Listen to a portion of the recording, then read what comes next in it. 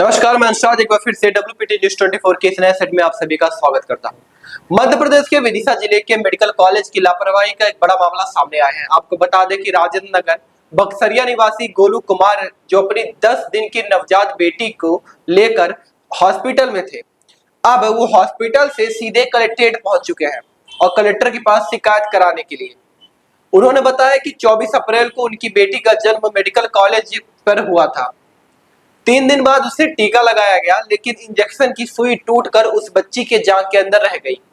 बच्ची करीब 1 से 1.5 महीने तक दर्द से कराती रही। जब उसकी जांघ काली पड़ी और उसमें अजीब तरह के निशान पड़े तो वो दूसरे डॉक्टर के पास गए और एक्सरे में पता चला कि उसकी जांघ के अंदर एक इंजेक्शन की सुई थी। इसकी शिकायत मेडिकल कॉलेज प्रशासन से की गई। डीन डॉक्टर मनीष निगम ने जांच कमेटी की बात कही, लेकिन परिजनों को उस पर भरोसा नहीं था क्योंकि अब तक कोई सख्त कार्रवाई नहीं की गई थी। बच्चे का ऑपरेशन से सुई तो निकाल दी गई, लेकिन परिजन दोषी कर्मचारियों के ऊपर कार्रवाई की मांग कर रहे हैं। डॉक्टर ने कहा कि सुई को निकाल दिया गया है एवं दोषियों पर जांच द्वारा कार्रवाई भी की जाएगी। इस पूरे मामले में गोलू कुमार जो कि उस बच्ची के पिता है एवं मेडिकल कॉलेज के सुपरिटेंडेंट है, उनका क्या कहना है, आइए सुनते हैं। क्या नाम है आपका? गोलू कुमार। कहाँ रहते हैं? आपने रायपुरा पे विदिशा में। क्या हुआ था, कहाँ भर्ती कराया? ये अपनी 25 तारीख को बच्ची को टीका लगा हुआ था, 25 मार्च को, और टीके के दौरान बच्ची के पैर में निडल छोड़ दी गई और उसके संबंध में अपन ने उनसे डॉक्टरों को 2 बार चेक भी कराया तो उन्होंने बताया कि इसके अंदर दवा है और उन्होंने अपने लिए निडल टूटी हुई की कोई जानकारी नहीं दी। इसके बाद में अपन ने कहाँ पर? Medical college Vidisha. हाँ। इसके बाद में अपन ने 2 मई को भर्ती करा बच्ची को। कहाँ किया था? मेडिकल कॉलेज में ही। हाँ। इसके बाद में हमने एक्सरा और सोनोग्राफी कराई। कराने के बावजूद उसमें पता चला कि उसमें निडल है, मेटल की निडल टूटी हुई है। इसके द्वारा अपन ने डीन द्वारा अवगत कराया गया। डीन को अवगत कराने के बाद डीन द्वारा ही हमने जो है इसकी निडल निकलवाई बच्ची की, जिसमें से वो 27 mm की मेटल की निडल निकली हुई है। और डीन द्वारा हम लोगों को बताया गया था कि हम जो भी संबंधित जिसमें दोषी पाए जाएंगे उस पर हम कार्रवाई करेंगे। आज दिनांक तक कोई कार्रवाई नहीं हुई है। डिलीवरी कब हुई थी आप? डिलीवरी 24 मार्च को हुई थी, रात को 8:04 पे हुई थी। बच्ची की अभी आयु कितनी होगी? आयु है अभी 1 महीना 15 दिन की बच्ची है। अभी कितने दिन में निडल निकली है? निडल निकली 1 महीना 7 दिन में निडल निकली है। आपको कैसे पता पड़ा? जब हमने उसको ज्यादा ही हमने डॉक्टरों को 2-3 बार दिखाने के बाद हमने फोर्स करा डॉक्टरों को कि इसके अंदर हमें ऊपर से ही दिख रही है कि साहब निडल है, इसके अंदर ऐसा निडल जैसा लग रहा है, सुई जैसा। इसमें बच्ची को कितने दिन तक तकलीफ भोगना पड़ी? 1 महीना 7 दिन तक बच्ची को तकलीफ भोगना पड़ी। किसके पास शिकायत लेकर आए? हम कलेक्टर साहब को अवगत कराने आए हैं कि जो अभी तक अब जो है डीन साहब द्वारा कोई कार्रवाई नहीं की गई और हम लोगों को धमकियां भी दी जा रही हैं हॉस्पिटल द्वारा, मेडिकल कॉलेज के डीन द्वारा, उनके स्टाफ द्वारा कि आप मालूम कैसा कि जो आपकी हमारे हॉस्पिटल की कोई इसमें कार्रवाई वो लापरवाही नहीं है, आप लोग बाहर से किसी से लगी हुई है। हमने अभी तक बच्ची को मेडिकल कॉलेज के सिवा कहीं पर भी ना किसी प्राइवेट मेडिकल में या प्राइवेट हॉस्पिटल में कहीं पे नहीं दिखाया। धमकी मेडिकल स्टाफ, अब उनका नाम तो नहीं है सर पता। हाँ, जो आज हमको बुलाया था जांच समिति द्वारा, तो वहाँ पे भी हम लोगों को यही बताया गया कि हमारे मेडिकल कॉलेज की इसमें कोई लापरवाही नहीं है। क्या नाम है आपका? प्रियंका भारती। कहाँ रहते हैं? रायपुरा विदिशा। ये बच्चे को कहाँ? बच्ची की डिलीवरी हुई 24 मार्च को। 25 मार्च को वैक्सीन लगी, उसमें सुई तोड़ दी थी इसके पैर में। 1 महीने तक सुई छूटी रही इसके पैर में। अटल बिहारी वाजपेयी मेडिकल, 1 महीना 7 दिन। हाँ भाई जी। फिर बाद में आप अटल बिहारी मेडिकल कॉलेज में वहीं से निकाल देते? वहीं से निकाल दी। क्या बोल रहे हैं?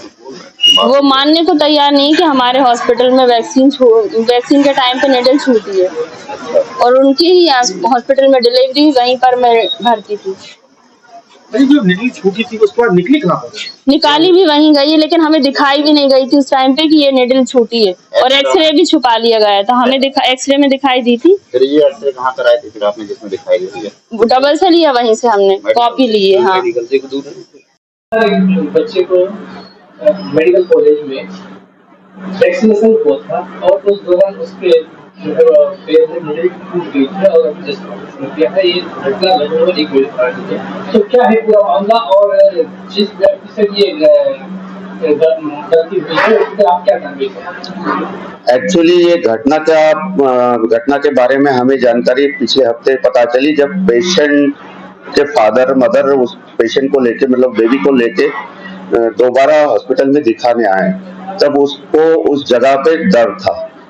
जब उस दर्द का कारण जानने के लिए जब एक्सरे किया गया तो एक्सरे में पाया गया कि वहां पे एक नीडल है, लेकिन वो जो नीडल जो एक्सरे में दिख रही है और ये जो नीडल जिससे हम वैक्सीनेशन करते हैं, इनके साइज में और इनके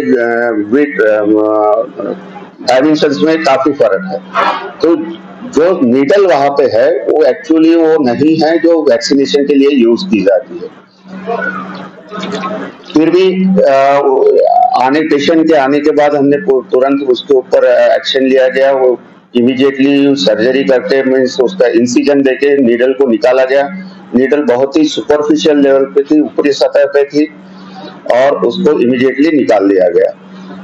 और जबकि ये हॉस्पिटल के ऊपर वो ब्लेम आ रहा है कि वैक्सीनेशन के दौरान ये चीज हुई है, इसलिए हमने तुरंत क्या ये ऐसा कुछ हुआ है ये जानकारी जानने के लिए एक इंक्वायरी कमेटी का गठन किया है।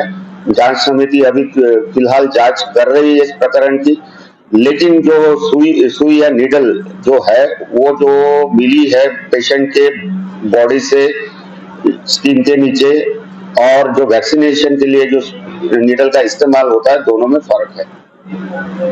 जबकि पेशेंट का ये कहना है कि उन्होंने बच्चे को हॉस्पिटल के मतलब मेडिकल कॉलेज के अलावा कहीं उसको दिखाया ही नहीं, कोई ट्रीटमेंट करवाया नहीं, तो उन्होंने कैसे? इसीलिए हमने वो जांच कमेटी का गठन किया है। वो जांच कमेटी अभी जांच कर रही है। जांच से कुछ न पता तो चल जाएगा कि कैसे हुआ होगा या क्या हो, कब इसका रीजन क्या हो सकता है। ऐसे कैसे नीडल अगर हमारे यहाँ भी हुई है तो कैसे हो,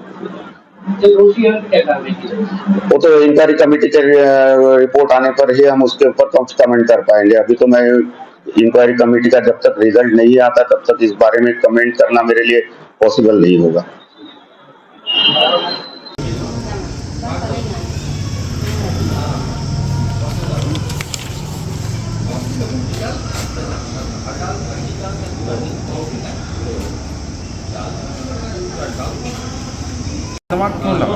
रुक जाओ, रुक जाओ।